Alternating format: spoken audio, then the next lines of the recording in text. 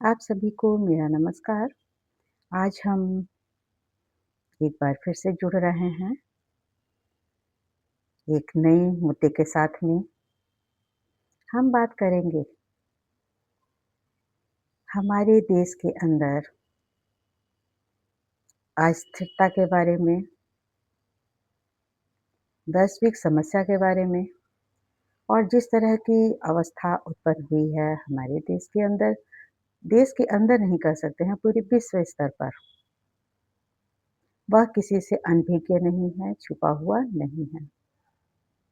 उसका प्रभाव कहीं न कहीं आप यूएस, ईरान की जो युद्ध चल रहा है, लड़ाई चल रही है, उसका असर अलग-अलग जगह में, अलग-अलग स्तर पर देखने में मिल रहा है। बात भी सही है कि कितने दिन तक हम इनसे अछूता रह सकते हैं। इसका तो प्रभाव पड़ना ही था। दाम पेट्रोल का बढ़ा, डीज़ल का बढ़ाया गया, कुछ ज़रूरी दूध से लेकर ज़रूरी सामान पर भी बढ़ाया गया और हम सब इतना तो ज़रूर समझते हैं कि जितने दिन तक नियंत्रण किया जा सकता था, सरकार ने किया। लेकिन जब ये स्थिति और गंभीर होती गई, तो इस तरह के कदम को उठाया गया और सरकार ने एक बार लोगों को सचेत किया कि हम सब थोड़ा-सा सावधान हो जाएँ, अलर्ट हो जाएँ, आने वाली जो स्थिति आएगी, उसके लिए हम सब तैयार रहें।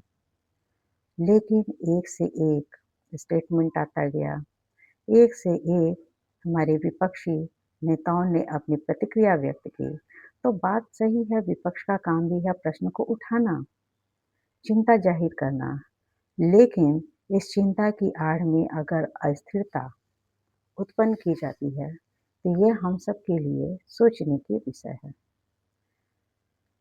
क्यों नहीं सब मिलकर एक साथ में इस वैश्विक जो संकट आया है, पूरे विश्व में आया है, उसके लिए हम सब मिलकर साथ हों, खड़े हो जाएँ और एक साथ मजबूती से साथ दें अपनी सरकार का, अपने देश का। क्योंकि ये जो समस्या अभी आई है, जो गल्फ वार की जो स्थिति रही है, जिसमें यूएस और ईरान, इज़राइल की जो भागीदारी कंट्रीब्यूशन रहा है, जिस तरह से समस्या उत्पन्न हो पाया है, इससे हम सब जान रहे हैं, अच्छे से समझ भी रहे हैं और क्यों नहीं सब मिलकर साथ दें, इसका समाधान निकालें। अगर सरकार कोई कदम उठाती है, तो कम या ज़्यादा तो विवाद उठता ही है, लेकिन जहाँ तक कदम उठाया जा रहा है सरकार के द्वारा, उस कदम के साथ साथ चलना चाहिए, अपने देश के साथ खड़ा होना चाहिए।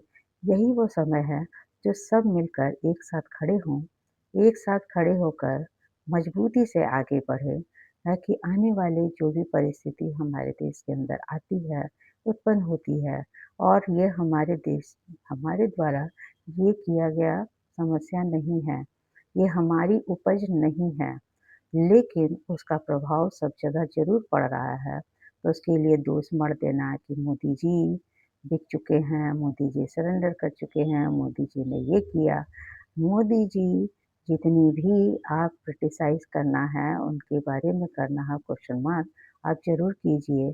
लेकिन हम सब अच्छे तरीके से जान रहे हैं कि ये जो प्रॉब्लम है, इस तरह की प्रॉब्लम क्रिएट हुआ है, वह व्यक्ति विशेष या किसी देश से जुड़ा हुआ समस्या नहीं है और जिनकी समस्या है, उनसे भी हम अछूते नहीं रह सकते हैं। सब जानते हैं, अच्छी तरीके से पहचानते हैं। सवाल अब ये उठता है कि कैसे हम सब मिलकर एक साथ आगे बढ़ें, विकल्प को खोजें और जो सरकार कदम उठाती है, उसमें हम सबका कंट्रीब्यूशन होना चाहिए, सबकी भागीदारी होनी चाहिए, तभी हम इस संकट की घड़ी से उबर पाएँगे और इसको भी हम पार लगा पाएँगे। तो हम सब को तैयार रहना चाहिए, मजबूती से अपने देश के साथ खड़ा होना चाहिए, ताकि आने वाले समय में मजबूती के साथ हम खड़े हो पाएँ, विश्व के पटल पे मजबूती से आगे बढ़ पाएँ और हम सब ज़्यादा प्रभावित न हों। प्रभाव ज़रूर पड़ता है, मुसीबत ज़रूर आती है, कठिनाई हमारे सामने भी उत्पन्न होती है, ये ज़रूर है, लेकिन इससे आगे बढ़ने का भी हौसला हम सबके अंदर ज़रूर है। इसी उम्मीद, इसी आशा के साथ हम चाहेंगे कि हम सब देश के साथ खड़ा हों, देश के साथ इस मुसीबत की घड़ी को मजबूती से आगे बढ़ने की ज़रूरत है और इसी के साथ उम्मीद करेंगे हम सब एक साथ मिलकर आगे बढ़ें, मजबूती से बढ़ें और हर मुसीबत को पार करें। तो ऐसा नहीं है कि भई हार के बाद जीत है, कठिनाई के बाद जितनी मुसीबत आती है, उसके बाद हम सबका सुनहरा भविष्य है, जो हम सभी का इंतज़ार कर रही है। आप सबों को सुनने के लिए धन्यवाद कहना चाहेंगे। आज के लिए इतना ही।